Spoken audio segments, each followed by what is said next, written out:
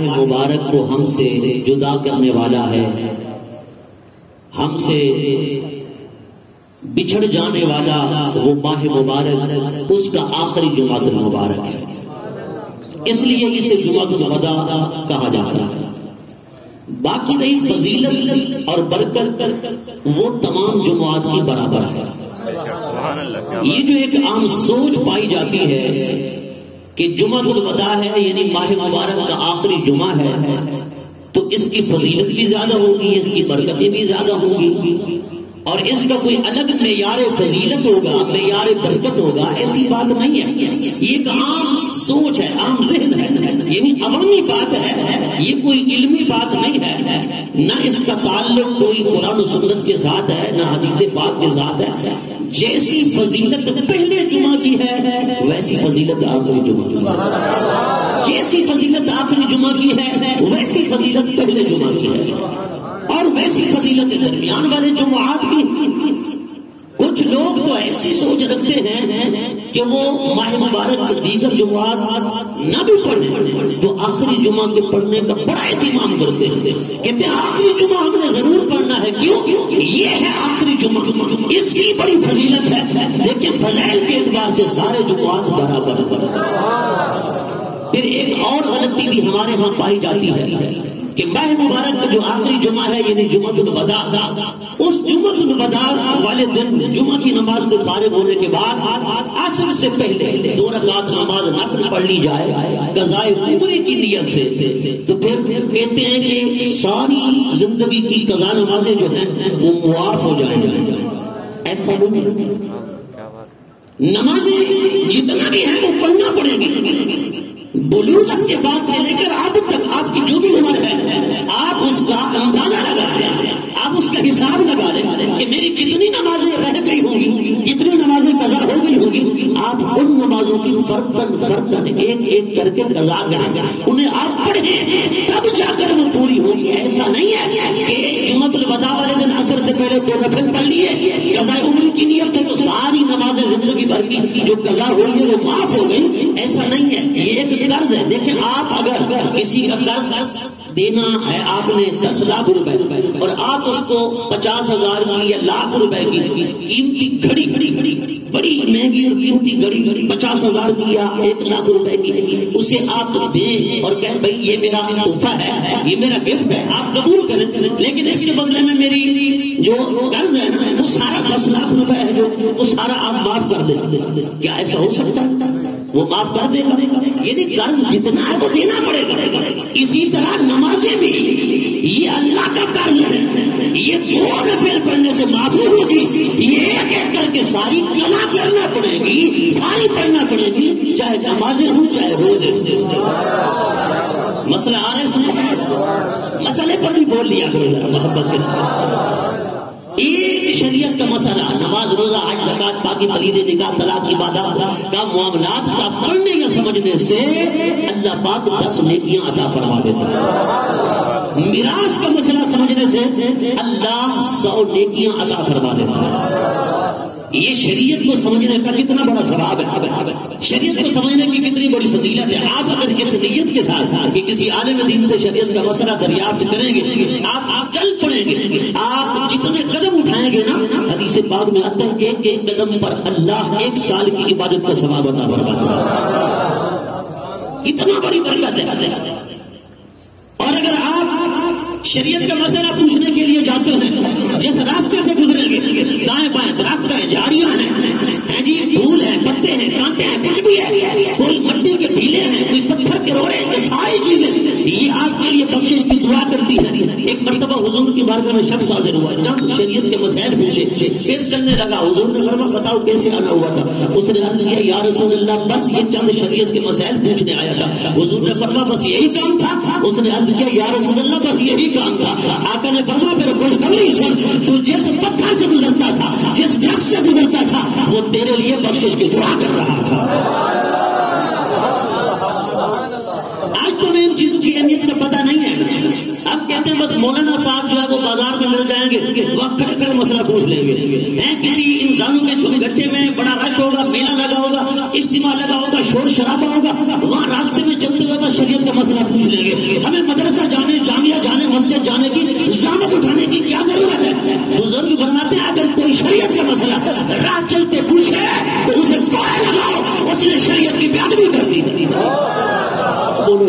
محمد کے ساتھ بڑے ڈھیلے ہو. یہ ضروری باتیں ہیں جو ہمیں سمجھنی چاہیے اور ہمیں سیکھنی چاہیے. حضرات گرامی، رمضان المبارک کا آخری عشرہ جو ہے اسے نزول قرآن کا عشرہ بھی کہا جاتا ہے. کیا کہا جاتا ہے؟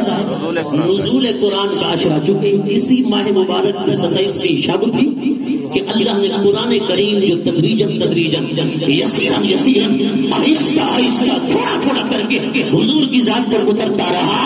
27 رمضان المبارک کو رب نے اسے کمپلیٹ فرما دیا. دین اسلام مکمل ہو گیا. رب نے خوشخبری دیتے ہوئے فرمایا الیوم اکملت لکم دینکم واتممت علیکم نعمتی ورضیت لکم الاسلام دینا. یہ قرآن بتا رہا ہے آج دین اسلام مکمل ہو گیا جو حضرت سیدنا آدم سے چلا تھا مصطفیٰ صلی اللہ علیہ وسلم کی ذات پر مکمل ہو گیا. حضور کی ذات پر آ کر وہ کمپلیٹ ہو گیا.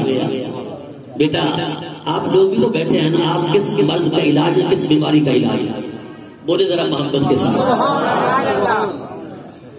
قرآن 27ویں شب میں اترا. کب اترا؟ 27ویں شب میں اترا. رمضان المبارک کی 27ویں شب یہ نزول قرآن کی رات ہے اور آخری عشرہ نزول قرآن سے تعلق رکھتا ہے. کس سے تعلق رکھتا ہے؟ نزول قرآن سے. جب قرآن کا نزول ہوا اور اسی رات کے حوالہ سے کہا جاتا ہے کہ یہ شب قدر کی رات ہے جس میں بڑے بڑے علماء ہیں، بڑے بڑے فقہاء ہیں، بڑے بڑے محدثین ہیں، بڑے بڑے بزرگ ہیں، صوفیاء ہیں، اہل علم ہیں، اہل فضل ہیں، جن کا یہ فیصلہ ہے کہ 27ویں رمضان المبارک جو ہے یہ شب قدر ہے، یہ لیلۃ القدر ہے جس کا ذکر اللہ نے قرآن میں فرمایا انا انزلناہ فی لیلۃ القدر. لیلۃ القدر خیر من الف شہر. یہ 1000 مہینوں کی عبادت سے بھی افضل ہے.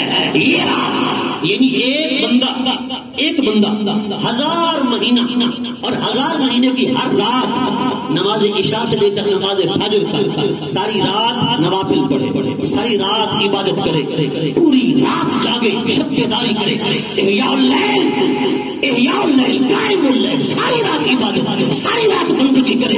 اتنا 1000 مہینہ اور اس کی ہر رات. کیا بات ہے. اور شب قدر کے رات صرف 2 نفل پڑھ لیں.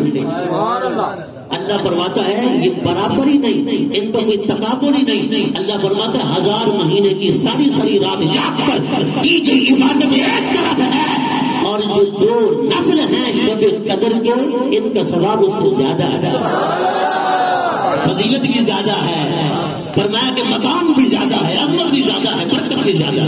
اور یہ 27ویں شب جو ہے اسے لیلۃ القدر بھی کہا جاتا ہے. اگرچہ بڑے بڑے علماء صوفیاء جیسا میں نے عرض کیا، لیکن یہ حتمی فیصلہ نہیں ہے، قطعی فیصلہ نہیں ہے کہ یہی رات ہے، بس یہی رات ہی ہے ماہ مبارک کی. ایک قول یہ بھی ہے کہ پورے ماہ مبارک کی تاک راتوں کے اندر کبھی بھی آ سکتی ہے. پورے ماہ مبارک کی تاک راتوں میں کبھی بھی شب قدر آ سکتی ہے. ایک اور قول ہے کہ آخری جو عشرہ ہے اس کی تاک راتوں میں شب قدر آ سکتی ہے. حضور بھی فرماتے ہیں آقا علیہ الصلوۃ والسلام کی حدیث پاک ہے شب قدر ماہ مبارک کے آخری عشرے کی تاک راتیں جو 21ویں 23ویں 25ویں 27ویں اور 29ویں ان میں تلاش کرو. حضور نے یہ نہیں کہنا 27ویں شب جو ہے یہی شب قدر ہے، سرکار نے فرمایا ان تاک راتوں کے اندر تلاش کرو. معلوم ہوا کہ متعین رات نہیں، تعین شدہ رات نہیں ہے. بعض علماء تو فرماتے ہیں اللہ نے اس کو پورے سال کے اندر چلایا ہوا ہے. یہ سال کے کبھی کسی مہینے میں بھی آ سکتی ہے، محرم میں آ سکتی ہے، ربیع الاول میں آ سکتی ہے، رجب میں آ سکتی ہے، شعبان میں بھی آ سکتی ہے، ذوالقعدۃ الحرام میں، ذوالحجۃ الحرام میں، کبھی کسی مہینے میں آ سکتی ہے. یہ کوئی متعین رات نہیں ہے. اگرچہ متعین کی جانی تھی لیکن چند بندوں کی وجہ سے اس کو تعین اٹھا لیا. ایک دن آقا علیہ الصلوۃ والسلام اپنے دولت قضا سے باہر تشریف لائے. آقا علیہ الصلوۃ والسلام نے دیکھا کہ 2 آدمی لڑ رہے ہیں، جھگڑا کر رہے ہیں. سرکار واپس تشریف لے گئے. حضور دولت قضا سے پھر واپس آئے، باہر آئے. آقا علیہ السلام نے فرمایا میرے غلاموں آج ایک عظیم چیز عظیم بات بہت بڑا انعام لے کر میں آیا تھا، لیکن ان دو بندوں کی لڑائی کی وجہ سے، ان کے جھگڑے کی وجہ سے اللہ نے وہ انعام واپس لے لیا۔ صحابہ کرام علیہ رضوان نے عرض کیا یا رسول اللہ وہ کیا انعام تھا؟ دیکھیں دو بندوں کی وہ تعین شدہ رات تھی کہ فلاں رات شب قدر ہے، فلاں رات لیلۃ القدر ہے، بس اسی رات کو اختیار کر لو، بخشے جاؤ گے، رب کا فضل پالو گے، رب کا کرم پالو گے، رب کی عطا پالو گے۔ وہ ایک متعین رات تھی، لیکن دو بندوں کی لڑائی کی وجہ سے، جھگڑے کی وجہ سے رب نے فرمایا محبوب آقا علیہ الصلوۃ والسلام نے فرمایا رب نے میرے ذہن سے اٹھا لیا، وہ حکم واپس لے لیا۔ اللہ پاک نے فرمایا محبوب یہ لوگ جو میری زمین کو خراب کریں، میری زمین میں فساد پا کریں، میری زمین میں خون خرابہ کریں، غارت گری کریں، یہ اس لائق نہیں کہ انہیں اتنا بڑا انعام دیا جائے، یہ انعام واپس لے لیا جائے۔ رب نے وہ انعام واپس لے لیا، وہ شب قدر کا ملنے والا انعام ہے۔ اس لیے کہا نا قرآن کہتا ہے الفتنۃ اشد من القتل، فتنہ جو ہے وہ قتل سے بھی زیادہ سخت ہے۔ فتنہ کیا ہے؟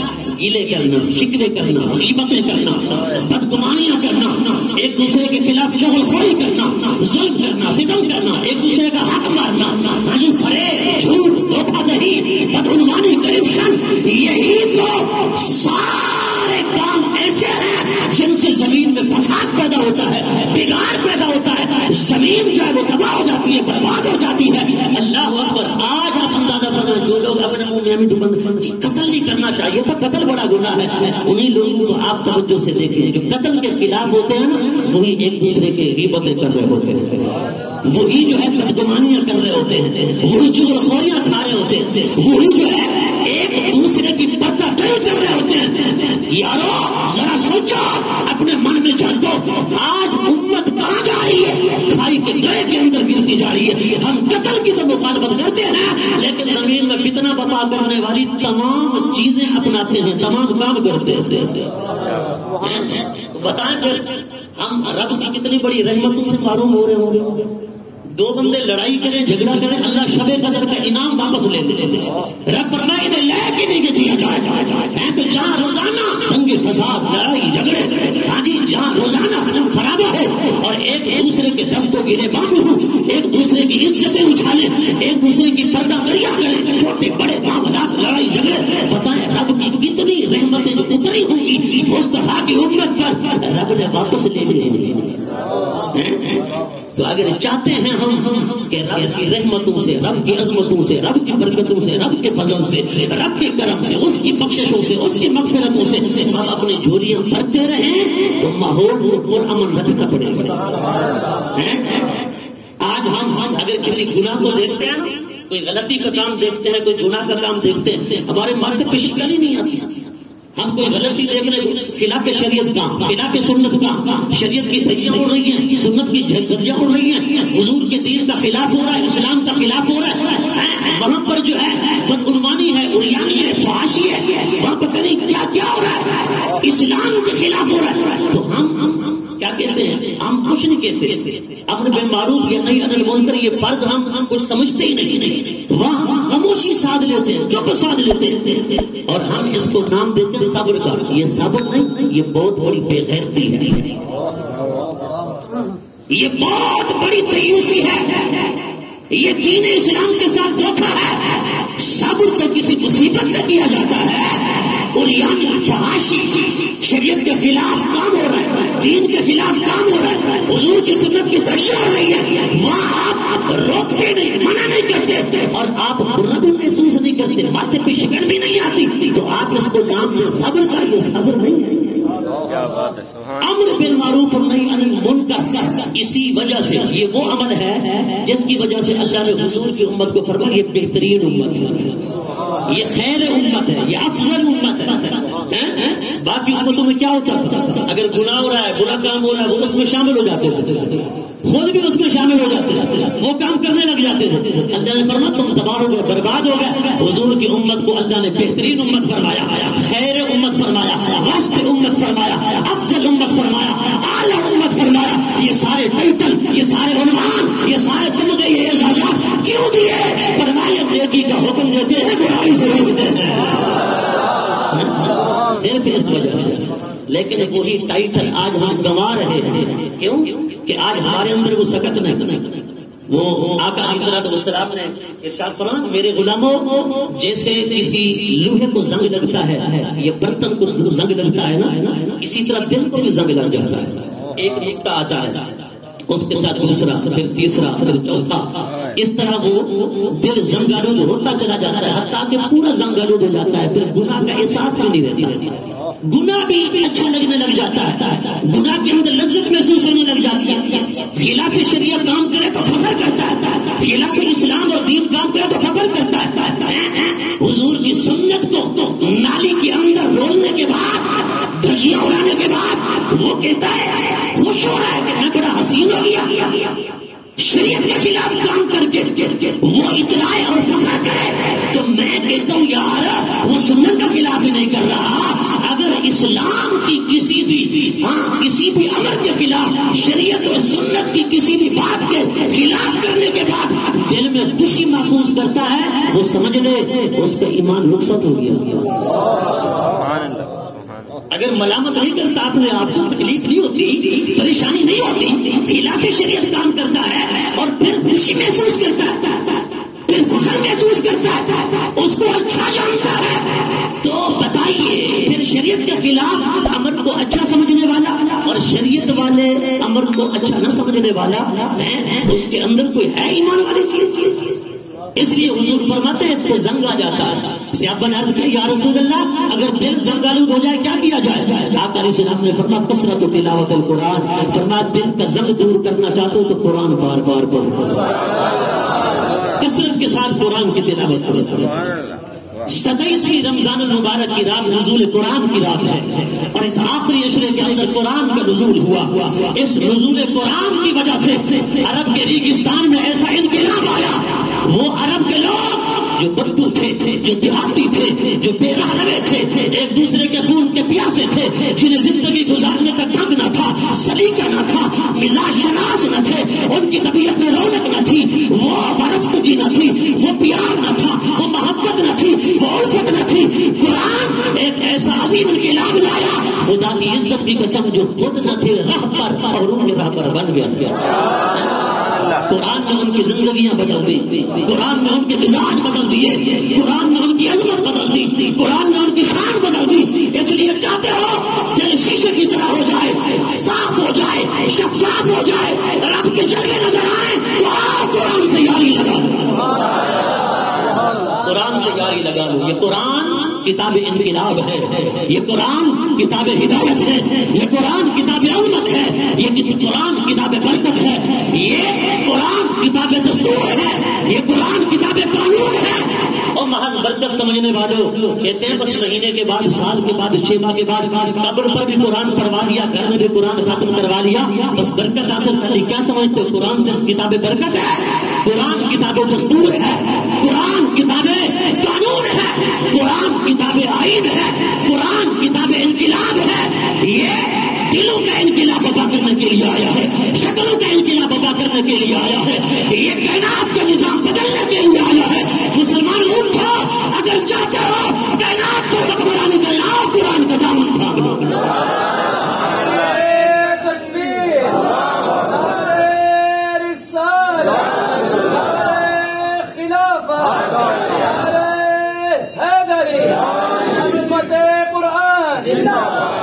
آج ہم قرآن سے دور ہونے کی وجہ سے ذلیل و خوار ہیں. آج رسوائی ہے, ذلت ہے, اس کی وجہ یہ ہے کہ قرآن ایک کتاب پیغام ہے, پیغام.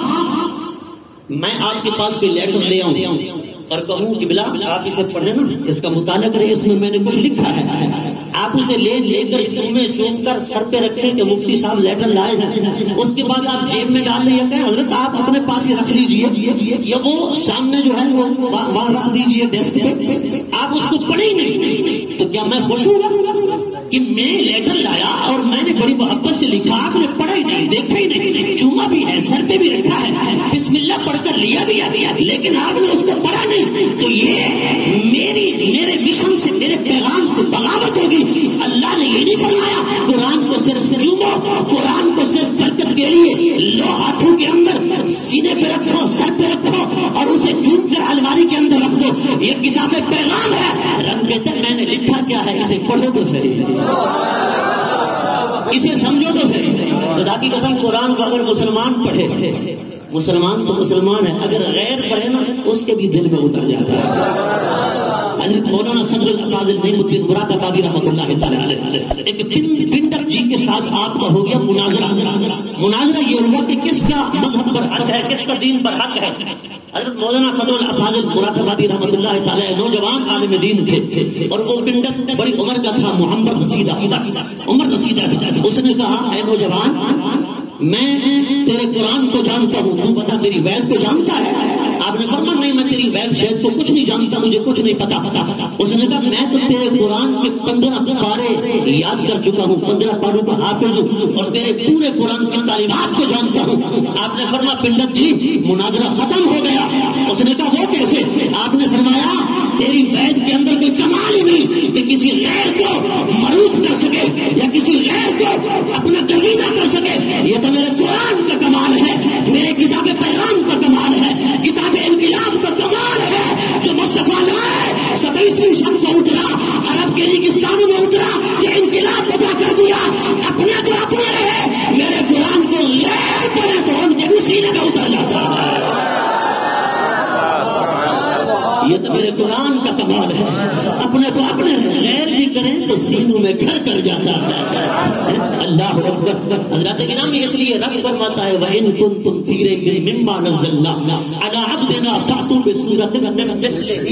فرمایا اگر قرآن کے اندر تمہیں تھوڑا سا بھی شک ہے نا, زیادہ نہیں, چھوٹی سے چھوٹی سورت دلاؤ, چھوٹی سے چھوٹی سورت. فَأْتُوا بِسُورَةٍ. یہ جو سورت ان کے نیچے آپ 2 زیریں دیکھ رہے ہیں نا, اس کو کہتے ہیں تنوین. تنوین تنقید کی ہوتی ہے اور بھی اقسام ہے. پھر تنوین تنقید کی 2 قسم پر ہے, تعظیم کے لیے اور تحقیر کے لیے.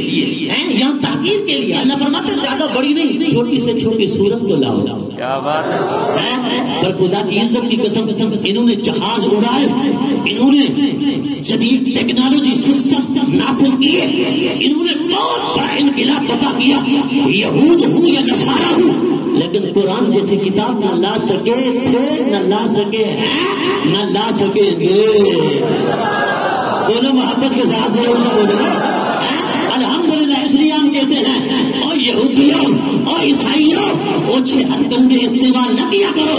کبھی ہمارے قرآن کو نیچے پھینک کر جوتوں کے ساتھ چڑھ جاتے ہو, کبھی ہمارے قرآن کو لیٹرین میں پھینک دیتے ہو, کبھی ہمارے قرآن کی بے ادبی کرتے ہو, کبھی میرے نبی کے گستاخانہ خاکے بناتے ہو, کبھی کیا کبھی کیا.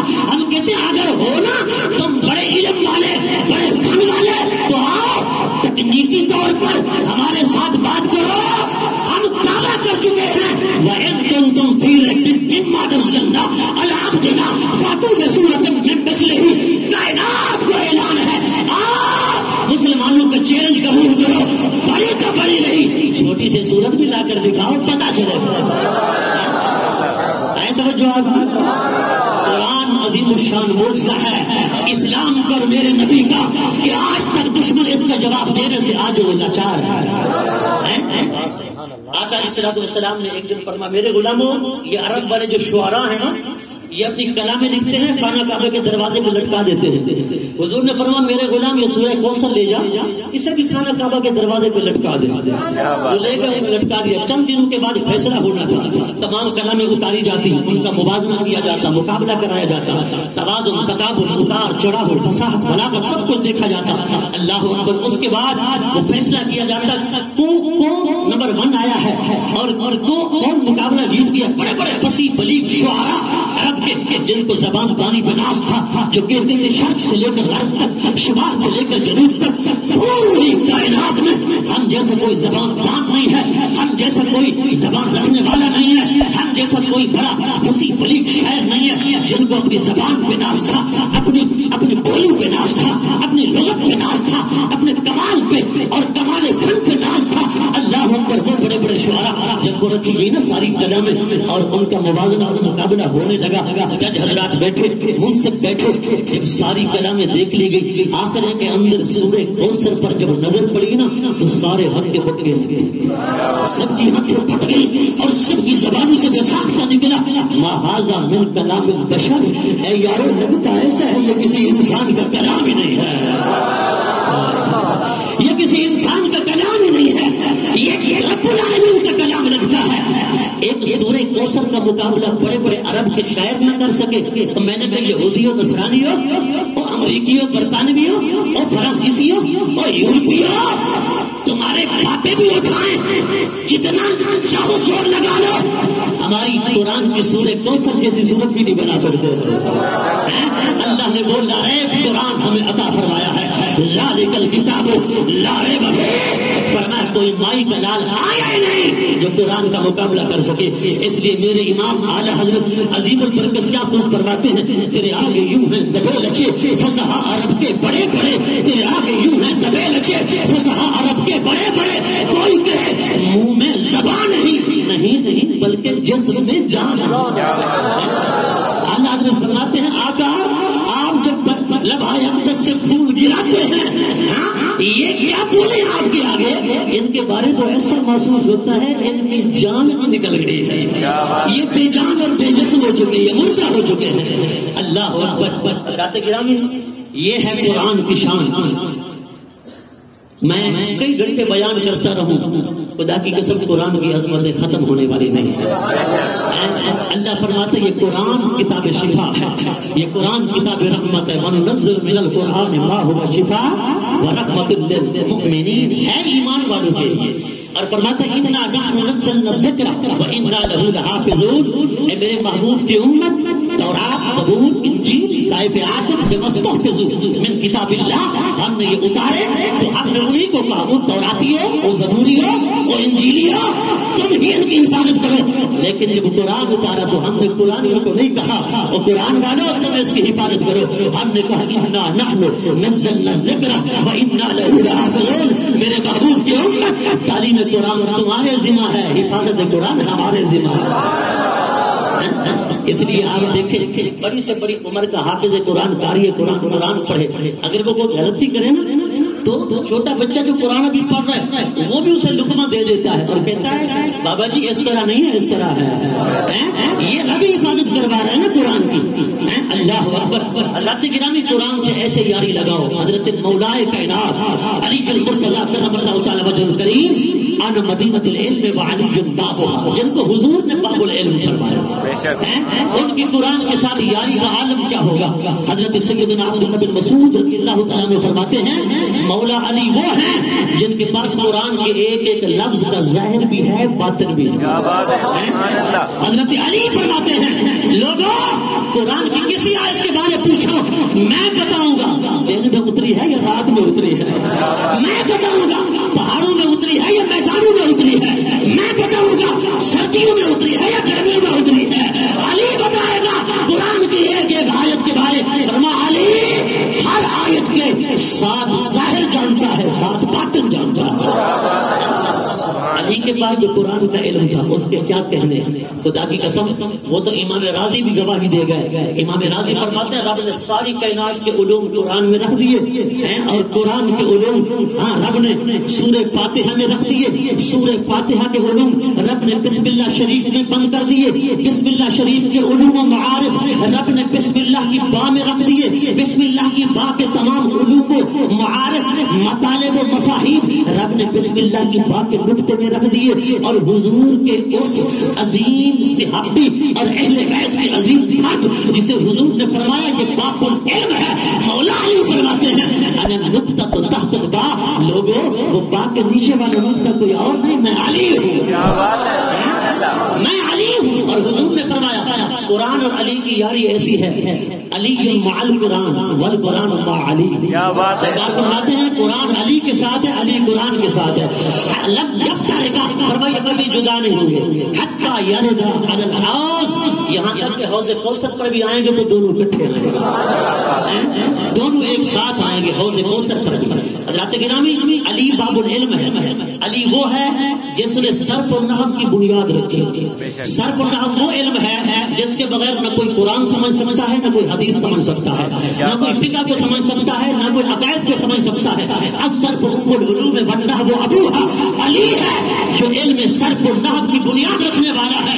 عرب میں رہنے والا ہو یا عجم میں رہنے والا ہو، جب تک صرف و نحو کو نہ پڑھے وہ عالم بن ہی نہیں سکتا، وہ عالم بن ہی نہیں سکتا. پتا چلا علم کے لیے جو چیز بنیاد ہے اس کی بنیاد رکھنے والا بھی علی ہے. صرف نحو کا موجد و مؤسس کون ہے؟ علی. نحو کی اساس رکھنے والا کون ہے؟ علی. آج جو کہتا ہے میں علی سے محبت کرتا ہوں، اگر وہ علم سے کرتا ہے نفرت، علم سے رہتا ہے دور، قرآن و سنت سے رہتا ہے دور، نہ حدیث کی بات، نہ شریعت کی بات، نہ قرآن کی بات، نہ فقہ کی بات، وہ کہتا ہے یہ مولوی ہے کالے ہاتھ والے، ہم تو ہیں جی آگے پہنچے ہوئے. میں اسے بد نصیب سے کہتا ہوں پھر تم مان لے علم کی بنیاد تو علی نے رکھی ہے. جب تک اس بنیاد کو کوئی نہ پڑھے تب تک عالم نہیں بن سکتا. تو اگر علم سے دور ہے تو پھر مان لے محب علی نہیں، دراصل تو دشمن علی ہے. دراصل تو دشمن علی ہے. کیوں؟ علی تو باب العلم ہے. حضور نے فرمایا جہاں سے علم نکلتا ہے وہ علی ہے، جہاں سے علم کا صدور ہے، ظہور ہے، فرما وہ مولا کائنات ہے. مولا کائنات علم کا منبع ہے، مرکز ہے. فرما یہاں سے علم کے چشمے پھوٹ رہے ہیں. جس کو خیرات علم کی ملی ہے، مل رہی ہے، علی کے در سے مل رہی ہے. حضرات گرامی، وقت نہیں ورنہ عرض کرتا ایک دو مسئلے ہیں وہ سماعت فرما لیں. آخری جمعہ ہے، ہم نے اپنے اموال کی زکات بھی نکالنی. دیکھیں زکات رکن اسلام ہے، فرض ہے.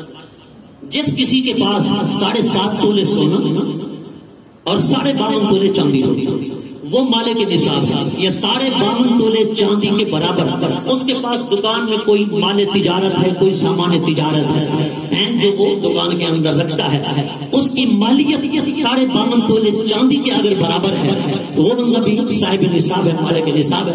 اس پر زکات فرض ہے. 2.5% کے حساب سے آپ قیمت بنا لیں گے. قیمت بنا لینے کے بعد 2.5% آپ زکات ادا کریں گے. زکات اموال کو پاک کرتی ہے، مال میں برکت پیدا کرتی ہے، مال کی حفاظت کرتی ہے. حضور فرماتے ہیں اگر چاہتے ہو مال کو کلو میں بند کر لو تاکہ کوئی چور ڈاکو وہاں نہ پہنچ سکے. سرکار فرماتے ہیں پھر مال کی زکات ادا کرو. حضرت معاذ بن جبل کو آقا علیہ الصلوۃ والسلام نے یمن کا گورنر بنا کر بھیجا اور فرمایا اے معاذ وہاں کے مالداروں سے زکات لینا، مالداروں سے زکات لینا، عشر لینا، صدقات لینا، حاصل کرنا اور پھر وہاں کے غریبوں میں تقسیم کر دینا. وہاں کے غریبوں میں تقسیم کر دینا اور بانٹ دینا. آج لوگ کیا کرتے ہیں اپنے شہر سے کہیں دور لے جاتے ہیں. وہ کہتے ہیں یہاں کوئی غریب ہی نہیں ہے، یہاں کوئی مستحق ہی نہیں ہے. ان کے نزدیک ٹھنڈا محمد پناہ والا بہاول کو زکات لے جائے، عشر لے جائے، پھر اس کی عقل کے قصور ہے نا کہ اس کو یہاں کوئی غریب نظر نہیں آیا. اس لیے کہا جاتا ہے پہلے پیش پھر درویش. پہلے رشتہ داروں کو دیکھیں، اگر کوئی غریب ہے وہاں دیں، اگر وہاں کوئی نہیں ہے پھر آپ ہمسائیوں کو دیکھیں، وہاں کوئی غریب ہے اس کو دیں. مستحق زکات ہے، مستحق عشر ہے، اس کی خدمت کریں. اور اس کے علاوہ آج کے اس پرفتن دور کے اندر مدارس دینیہ، مدارس اسلامیہ کی زکات و عشر کی حوالے سے خدمت کرنا یہ بہت ضروری ہے. کیوں؟ یہ علم کے مراکز ہیں، یہ دین کے مراکز ہیں، یہ آپ کے عشر و زکات پر چلتے ہیں اور یہ چلتے رہیں گے تو انشاءاللہ دین کا یہ جو درخت ہے یہ سرسبز و شاداب رہے گا، یہ اسی طرح ہرا بھرا رہے گا. حضرات گرامی صدقہ فطر 2 کلو گندم فی کس کے حساب سے دینا ہے. اگر 2 کلو گندم کے پیسے دینا چاہیں وہ بھی دے سکتے ہیں. کم از کم 130 روپے آپ فی کس کے حساب سے فطرانہ ادا کریں. ایک بھائی پوچھ رہے تھے جو بچہ پیٹ کے اندر ہے، ماں کے پیٹ میں، کیا اس کا بھی صدقہ فطر دینا ہے؟ اس کا نہیں دینا. اگر وہ عید سے پہلے پیدا ہو جائے پھر تو اس کا فطرانہ ادا کریں گے. اگر عید کے بعد پیدا ہوتا ہے پھر اس کا فطرانہ ادا نہیں کرنا ہے. 2 کلو گندم گندم دیں یا 2 کلو آٹا. جو صاحب استطاعت ہے، صاحب حیثیت ہے، انہیں چاہیے کہ کشمش ہے، کھجور ہے.